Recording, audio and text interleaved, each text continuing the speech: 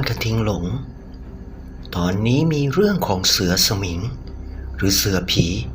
ที่ชาวบ้านล่ำลือกันอารวาสอย่างหนักแม้แต่ชาวบ้านเก็บผักอยู่ริมห้วยชายป่าก็ต้องถูกมันลอบมาฆ่าไปกินหาศพไม่เจอบางรายถูกทำร้ายสาหัสถึงขั้นมาตายเอาในหมู่บ้านชาวบ้านเกิดความทุกข์หนักไม่ได้ทุกเรื่องอยู่เรื่องกินแต่ทุกข์ใจในเรื่องความปลอดภัยของตัวเอง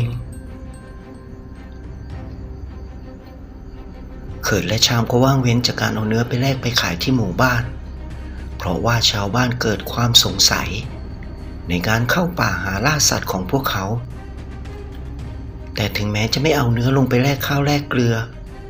พวกเขาก็ไม่เดือดร้อนด้วยเสบียงที่เก็บกักไว้มีมากมายเงินทองก็ไม่เคยขาด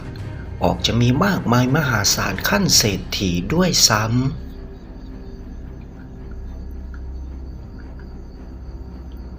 แต่ชาวบ้านก็ยิ่งเพิ่มความระแวงให้กลุ่มพรรคพวกของชามและเขินยิ่งมีความสงสัยหนักยิ่งขึ้นว่านายหญิงประหลาดแสนสวยคนนี้เป็นใครเมื่อมั่งมีเงินทองมากมายแล้วเหตุไฉนจึงมาสร้างเรือนอยู่ในบ้านป่าบ้านเขาเช่นนี้มีอยู่ครั้งหนึ่งที่ชาวบ้านสองผัวเมียเก็บผักในลำห้วยท้ายบ้านห่างออกมาจากป่ารอบหมู่บ้านพอสมควรซึ่งบริเวณที่พวกเขาไปเก็บน่าจะปลอดภัยเพราะเป็นที่โล่งพอสมควร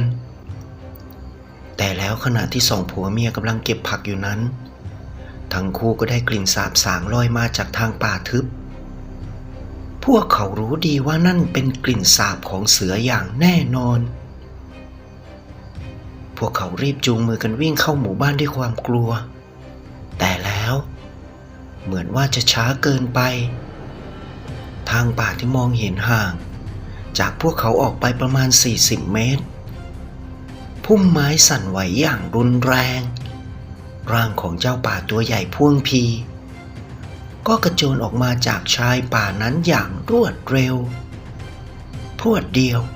เกือบถึงตัวของพวกเขาแล้วเจ้าป่าลายเหลืองสลับดำตั้งท่าจะกระโจนเข้าหาสองผัวเมียอีกเป็นครั้งที่2ซึ่งท่ากระโจนครั้งนี้รับรองถึงตัวไม่ผัวก็เมียเป็นอันต้องจบชีวิตลงอย่างแน่นอน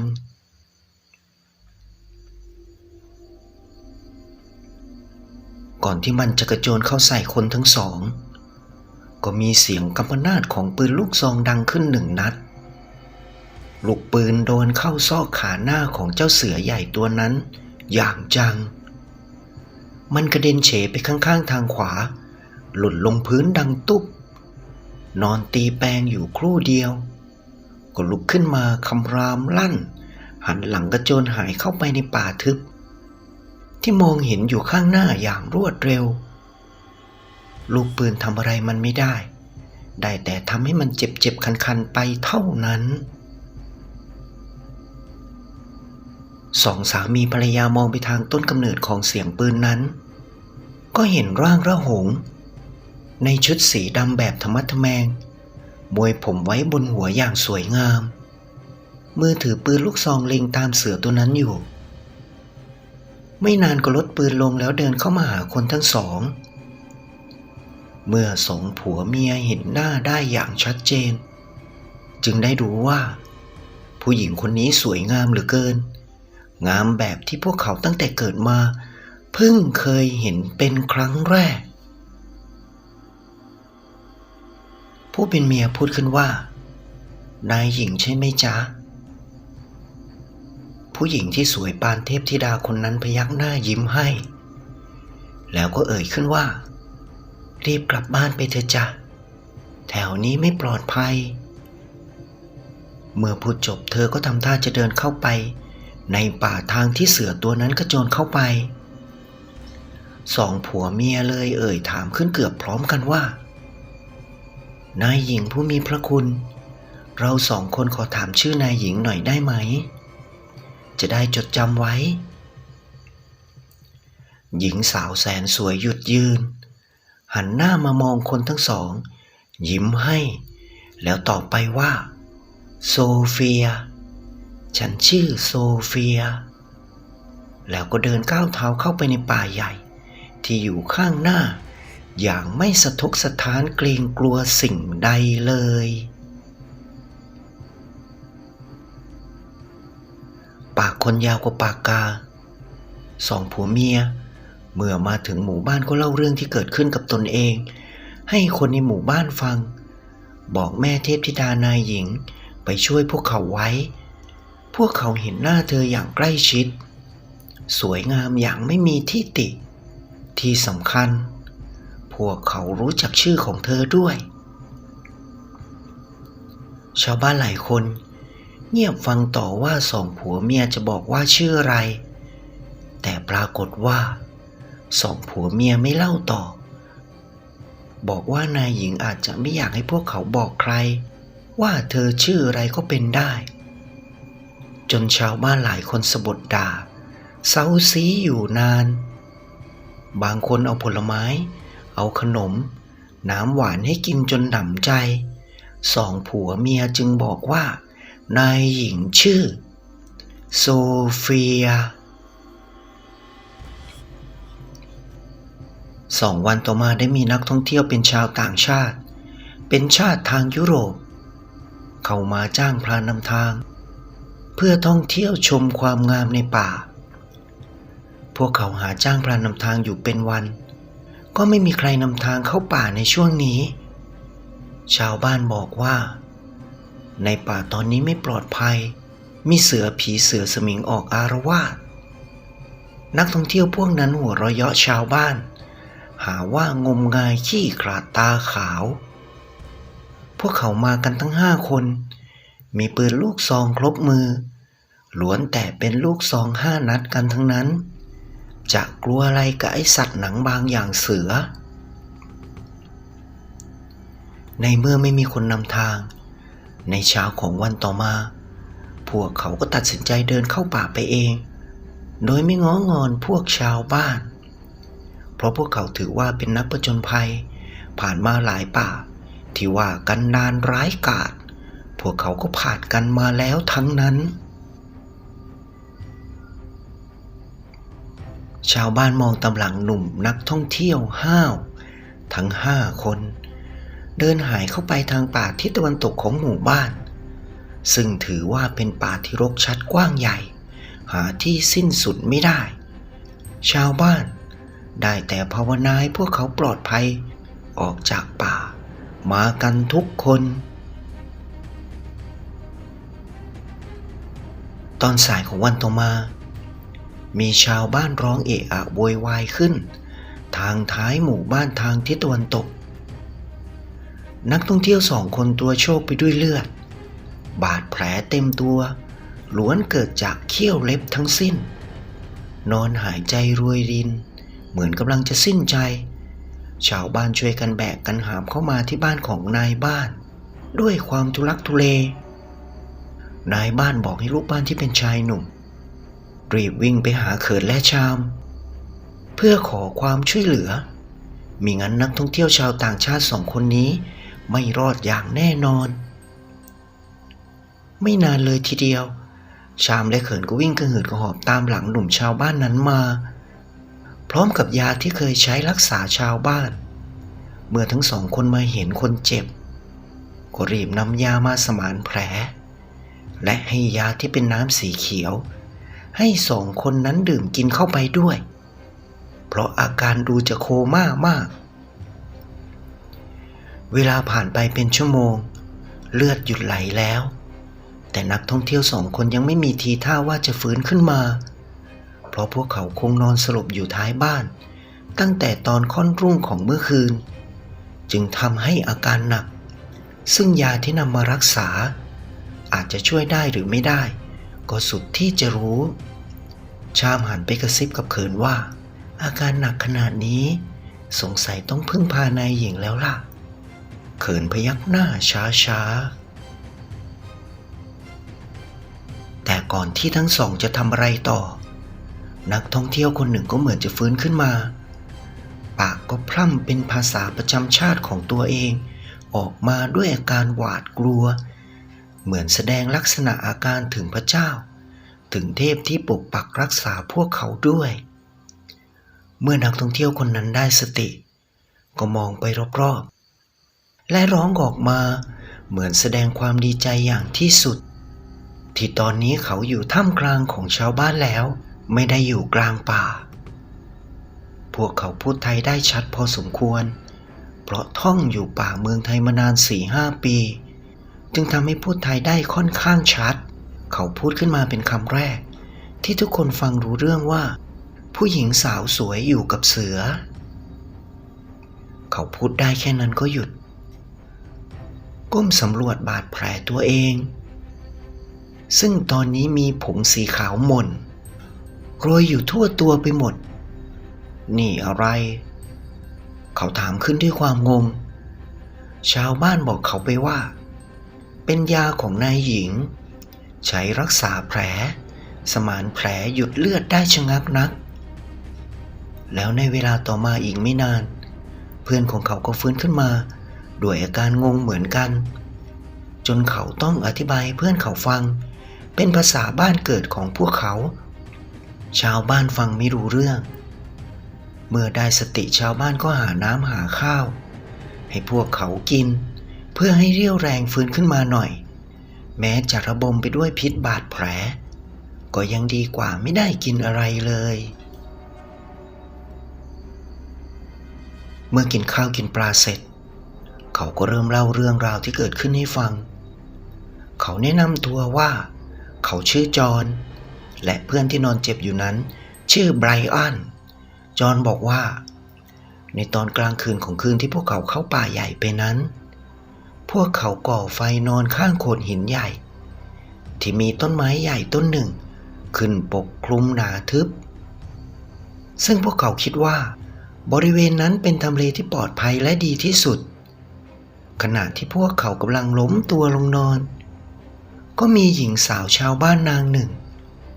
วิ่งกระเซาะกระเซิงมาขอความช่วยเหลือเธอบอกว่าเธอถูกเสือใหญ่เข้าเล่นงานพ่อกับแม่ของเธอบาดเจ็บหนักเดินมาไม่ไหวอยากให้ทุกคนไปช่วยพาพ่อกับแม่ของเธอมาพักอยู่ด้วยพ่อกับแม่ของเธออยู่ห่างจากที่พวกเขาทำแคมป์พักแรมไปไม่มากหญิงสาวเล่าทั้งน้ำตาแต่พวกเขาสังเกตเห็นว่าหญิงสาวคนนี้มีผิวพรรณหน้าตาที่สวยเกินกว่าสาวชาวบ้านทั่วไปก็คิดมีใจปฏิภักษ์เลยอาสาจะช่วยเธอพ้นภัยในคืนนี้เองเพื่อน3 คนที่จอห์นและไบรอันอยู่เฝ้าแคมป์2 คนเพื่อน3 คนก็เดินตามหลังหญิงสาวสวยคนนี้ไปทางที่เธอบอกว่าพ่อกับแม่ของเธออยู่ชั่วอึดใจเองไม่นานจอห์นกับไบรอันก็ได้ยินเสียงเสือคำรามร้องเป็นเสือมากกว่า2 ตัวแน่ๆมีเสียงของคนร้องขึ้นด้วยความเจ็บปวดจอห์นบอกว่าเขาจำได้เป็นเสียงของสหายป่าทั้ง3 คนของเขาอย่างแน่นอนเขาหยิบปืนลูกซอง5 นัดคู่ใจของเขาขึ้นมาแล้วก็สาวเท้าวิ่งไปทางเสียงที่ได้ยินไบรอันก็ตามมาติดๆจอห์นสาดไฟฉายไปข้างหน้ารอบๆพอพ้นเหลี่ยมต้นไม้ใหญ่บังแสงไฟจากไฟฉายก็กระทบเข้ากับภาพที่พวกเขาคิดว่าเกิดมาชาตินี้จะไม่มีวันได้เห็นแน่ๆเขาเห็นผู้หญิงคนนั้นยืนอยู่ข้างหลังของเสือใหญ่เธอมองดูเสือใหญ่3 ตัวที่กำลังขบขย่ำเพื่อนของเขาอย่างเมามันจอห์นกับไบรอันหันหลังวิ่งหนีทันทีเพราะทั้ง2 คนคิดว่าคงไม่ใช่เสือธรรมดาแน่ๆผู้หญิงคนนั้นก็น่าจะไม่ใช่คนพวกเขาวิ่งหนีตามกันมาแบบไม่รู้ทิศรู้ทางแต่คิดว่าทางที่วิ่งมาน่าจะเป็นทางกลับมาหมู่บ้านแน่ๆแต่วิ่งออกมายังไม่ได้ไกลสักเท่าไหร่พวกเขาก็รู้สึกว่ามีกรงเล็บตะปบเข้าที่ด้านหลังของพวกเขาจนกระเด็นไปข้างหน้าไกลหลายวา และมีร่างของเสือกระโจนเข้ามาตะปบพวกเขามันใช้ปากกัดขย้ำที่ตัวและกำลังจะงับไปที่คอหอยเสือ2 ตัวที่กำลังคล่อมเขากับไบรอันอยู่ก็เงยหน้าขึ้นเหมือนมันตกใจอะไรมันกระโดดถอยหลังออกไปปล่อยเหยื่อที่มันตะครุบได้นอนจมกองเลือดอยู่กับพื้นมันยืนจ้องสิ่งที่ทำให้มันตกใจอยู่นาน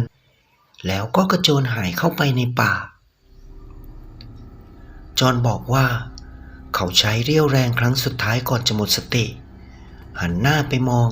ทางทิศที่เสือตัวนั้นมองก่อนจะเพ่นหนีสิ่งที่จอห์นเห็นก็คือหญิงสาวร่างอรชรในชุดสีแดงปิดหน้าปิดตาโพกหัวยืนจ้องมองมาที่พวกเขาก่อนที่จะก้าวเดินหายเข้าไปในความมืดมิดของรัตติการนั้นพ้นจากรัศมีไฟฉายที่หล่นอยู่บนพื้นดินไม่ห่างจากตัวพวกเขาก่อนที่จอห์นจะหมดสติไปเขาได้กลิ่นหอมของดอกไม้ป่าชนิดหนึ่งหอมมากโชยมาแล้วจอห์นก็หมดสติไปมารู้ตัวอีกทีตอนที่ชาวบ้านช่วยเหลือแล้วเมื่อเขาเล่าจบถ้ามีคนสังเกตจะเห็นว่าชามกับเขินชำเลืองมองตากันเหมือนรู้อะไรแล้วก็ทำเนียนสนิทนิ่งเฉยมองดูชาวบ้านที่ปรึกษาหารือพูดจากันอย่างตื่นตระหนกหวาดกลัวกับเหตุการณ์ที่เกิดขึ้น2-3 วันที่จอห์นและไบรอันรักษาตัวคนที่มารักษาคนทั้งสองก็ไม่พ้นชามกับเขินจนในวันที่3ชามและเขินก็บอกว่าปลอดภัยแล้วต่อจากนี้จะรักษายังไงก็ได้สามารถรักษาบาดแผลได้ตามปกติเพราะทั้งจอห์นและไบรอันปลอดภัยพ้นจากพิษของสมิงที่กัดที่ขวดแล้วอย่างแน่นอนอาทิตย์กว่าๆจอห์นและไบรอันก็หายเกือบเป็นปกติแผลก็ยังมีที่อักเสบอยู่แต่ไม่มากเมื่ออาการดีขึ้นเกือบ 100%จอห์นก็พูดกับนายบ้านว่าเขาสงสัยอยู่อย่างเดียวคนที่ไปช่วยตอนที่เสือกำลังจะขย้ำเขากับไบรอันให้ตายอยู่นั้นเขาแน่ใจว่าเป็นผู้หญิงเพราะเขามองไปเห็นสวดทรงองค์เอวในชุดที่ดูธรรมะทแมงสีแดงมีผ้าโพกหัวปิดหน้าปิดตาไว้หุ่นอรชรละหงแต่เขาก็ยังสงสัยอีกว่าทำไมเสือพวกนั้นถึงได้กลัวผู้หญิงคนนั้นจะว่าฝันไปก็ไม่ใช่เพราะยังได้กลิ่นหอมเหมือนดอกไม้ป่ารวยรินมาเข้าจมูกของเขาด้วยกลิ่นนั้นหอมมากๆพูดจบจอห์นก็ทำหน้าครุ่นคิดเหมือนคิดไม่ตกในเหตุการณ์ที่เกิดขึ้นกับเขาและไบรอันเมื่อในบ้านได้ฟังก็เรียกประชุมชาวบ้านที่เป็นหัวโจกคนสำคัญในหมู่บ้านและลูกบ้านทั่วไปอีก10 กว่าคนนายบ้านเปิดประเด็นว่าถ้ายังมีเสือผีเสือสมิงอาละวาดอยู่ในป่าแถวหมู่บ้านของเราอยู่แบบนี้เห็นทีความเป็นอยู่ของพวกเราภายภาคหน้าจะต้องอัตคัดขัดสนอย่างแน่นอนเพราะคนอาจจะไม่มาค้าขายด้วยนักท่องเที่ยวต่างชาติที่เคยมาก็อาจจะหายไปเราต้องหาทางแก้ไขพวกเราจะเอาไงดีแล้วชาวบ้านคนหนึ่งก็พูดขึ้นว่านายหญิงโซเฟียพวกเขามีพรานมือดีออกหาล่าสัตว์ใหญ่ๆในป่านี้ได้โดยไม่กลัวเสือแสดงว่าพรานของพวกเขาจะต้องเก่งมากอย่างแน่ๆเมื่อเขาพูดจบชาวบ้านหลายคนก็เห็นด้วยกับข้อเสนอนี้แม้แต่นายบ้านเองก็อยากให้มีคนเสนอความคิดแบบนี้อยู่แล้วเพราะนายบ้านคิดไว้ก่อนแล้วว่าถ้ามีคนเห็นด้วยหรือเสนอความคิดมาเช่นนี้พวกเขาจะพากันไปขอความช่วยเหลือจากนายหญิงโซเฟียแสนสวย ผู้อพยพมาอยู่ใหม่ได้ยังไม่ถึง3 เดือนเมื่อได้ข้อตกลงเช่นนี้ทุกคนก็ไม่รอช้าพากันเดินไปเป็นขบวนใหญ่จุดหมายป่าทางทิศตะวันตกบ้านของผู้มาอยู่ใหม่นั่นคือบ้านของนายหญิงโซเฟียที่ทุกคนแทบจะไม่รู้จักที่มาของเธอเลยเมื่อมาถึงปรากฏว่ารั้วบ้านปิดอย่างแน่นหนาชาวบ้านยืนตะโกนเรียกคนสวน2-3 คนที่กำลังทำงานกันอย่างเพลิดเพลินอยู่พวกเขาแจ้งความจำนงว่าอยากจะขอความช่วยเหลือจากนายหญิงโซเฟียเรื่องขอพรานปราบเสือสมิงที่กำลังอาละวาดอยู่คนงานคนหนึ่งวิ่งเข้าไปทางเข้าบ้านที่มองเห็นได้อย่างชัดเจนแต่ตัวบ้านมองไม่เห็นเพราะต้นไม้ขึ้นปกคลุมรกครึ้มบดบังไว้ไม่นานเขินกับชาม2 หนุ่มสาวเหมือนจะเป็นคนใกล้ชิดของนายหญิงก็ออกมาสอบถามนายบ้านและชาวบ้านแต่ไม่เปิดประตูให้เข้ามาข้างในเพราะชาวบ้านมากันเป็น10-20 คนรวมทั้งจอห์นและไบรอันด้วยเขินกับชามบอกนายบ้านว่าเย็นนี้จะปรึกษานายหญิงได้คำตอบยังไงพรุ่งนี้จะลงไปบอกที่หมู่บ้านแต่ชาวบ้านไม่ยอมอยากพบนายหญิงโซเฟียและอยากได้คำตอบวันนี้ที่สำคัญพวกเขาอยากเจอพรานคนที่จะไปปราบเสือให้พวกเขาด้วยและต้องเป็นวันนี้เดี๋ยวนี้เท่านั้นเหตุการณ์เหมือนว่าจะบานปลายหลายคนตะโกนบอกให้เปิดประตูรั้วให้พวกเขาเข้าไปข้างในเสียงดังเอะอะโวยวายไปหมดเพราะชาวบ้านไม่พอใจที่เขินกับชามไม่เปิดประตูรั้วให้พวกเขาขณะที่จะเกิดการชุลมุนกันอยู่นั้นเสียงหนึ่งก็ดังก้องกังวานขึ้นเสียงนี้เหมือนมีอำนาจอยู่ในตัวทุกคนหยุดนิ่งสนิทฟังเสียงพูดที่ดังขึ้นมานั้นทันทีมีอะไรกันหรือจ๊ะเสียงอันหวานแว่วดังมาจากทางเข้าบ้านแต่ยังไม่เห็นตัวคนพูดเพราะพุ่มไม้น้อยใหญ่บดบังอยู่ไม่นานร่างละหงสวยงามของสตรีนางหนึ่งในชุดกางเกงเรียบหรูสีฟ้าสดใสก็ปรากฏแก่สายตาของทุกคนหญิงสาวสะสวยผมยาวเดินมาด้วยท่าทางสง่างามดั่งนางหงส์ใบหน้าแย้มยิ้มเพิ่มเสน่ห์และความงามให้กับเธออีกเป็นเท่าตัวแต่สายตาของเธอนั้นมีอำนาจยิ่งนักจนทุกคนที่มองมาที่เธอหลายคนต้องก้มหลบตาเพราะสายตาอันมีตะบะแก่กล้าข่มจิตข่มใจของคนที่มาให้เกิดความเกรงกลัวในอำนาจนั้น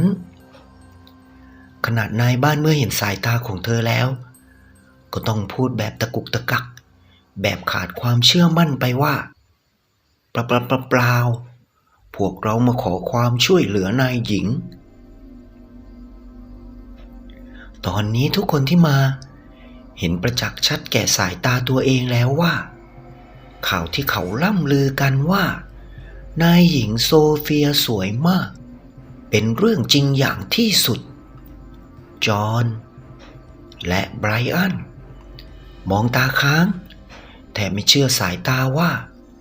ในป่าในเขาประเทศที่ด้อยพัฒนากว่าประเทศของพวกเขาในทุกอย่างแต่สตรีนางนี้ทำให้พวกเขาคิดไปว่าตั้งแต่เกิดมาจนเป็นหนุ่มยังไม่เคยเจอสตรีนางใดในโลกสวยเท่าผู้หญิงคนนี้เลยแต่สายตานั้นสายตาที่มีอำนาจเหลือเกินมันเป็นไปได้ยังไงจอห์นคิดอยู่ในใจและแล้ว กลิ่นหอมของดอกไม้ป่าก็โชยมาเข้าจมูกของจอห์นจำมันได้ดีกลิ่นนี้มันเป็นกลิ่นเดียวกันกับวันที่เขาโดนเสือทำร้ายและเป็นกลิ่นที่ออกมาจากตัวคนที่มาช่วยเขาและตอนนี้เขาได้กลิ่นหอมนั้นอีกมันเป็นกลิ่นหอมที่มาจากสตรีคนที่ยืนอยู่ข้างหน้าของเขาในตอนนี้อย่างแน่นอนพวกท่านจะให้ฉันและคนของฉันช่วยอะไรหรือจ๊ะเธอพูดพร้อมกับกวาดสายตามองชาวบ้านไปรอบๆซึ่งเมื่อเธอมองไปทางไหนทุกคนก็ต้องหลบตาไม่กล้ามองสบตาของเธอทุกคนมีอาการเหมือนลิงที่โดนเสือจ้องยังไงอย่างนั้นมันเหมือนมีตะบะลึกลับซ่อนเร้นอยู่แต่จอห์นและไบรอันมองสบตาของเธอด้วยความรู้สึกหวั่นเกรงกล้ากลัวนายบ้านเล่าเรื่องที่เสือออกอาละวาดและอยากให้นายพรานของเธอออกปราบเสือผีให้และพวกเขาจะขอพบพรานคนนั้นด้วยในวันนี้จะได้หรือไม่โซเฟียมองไปที่นายบ้านสายตาที่มองทำให้นายบ้านสะท้านไหวแล้วเธอก็ตอบนายบ้านไปว่าอีก3 วันจะเอาซากเสือสมิงที่ออกอาละวาดอยู่ในป่าระแวกนี้ไปกองรวมกันไว้ที่กลางหมู่บ้านและพรานของฉันตอนนี้ไม่ว่างให้ทุกคนกลับบ้านไปไม่ต้องเป็นห่วงทำตามที่ฉันพูดแล้วทุกอย่างจะดีเองเมื่อพูดจบเธอก็หันหลังเยื้องย่างเดินหายเข้าไปทางที่เธอออกมาทันทีทุกคนพากันแยกย้ายกลับบ้านอย่างว่าง่ายไม่มีใครกล้าพูดอะไรอีกเหมือนมีอำนาจลึกลับสะกดข่มทุกคนเอาไว้แล้วเหตุการณ์ที่คิดว่าจะบานปลายในวันนั้นก็สงบราบคาบลงไปเหมือนไม่เคยมีอะไรเกิดขึ้นเลยในตอนต่อไปมาดูกันว่าพรานของโซเฟียคนนั้นเขาคือใครและจะปราบสมิงที่ออกอาละวาดในป่าแถวหมู่บ้านกระทิงหลงได้ภายใน3 วันจริงหรือในตอนหน้าทุกคนจะรู้จักนายหญิงโซเฟียและพวกพ้องมากขึ้นกว่าเดิมโปรดติดตามในตอนต่อไปตอนหน้ายังเป็นตอนการปรากฏตัวของนายหญิงตอนที่3ครับ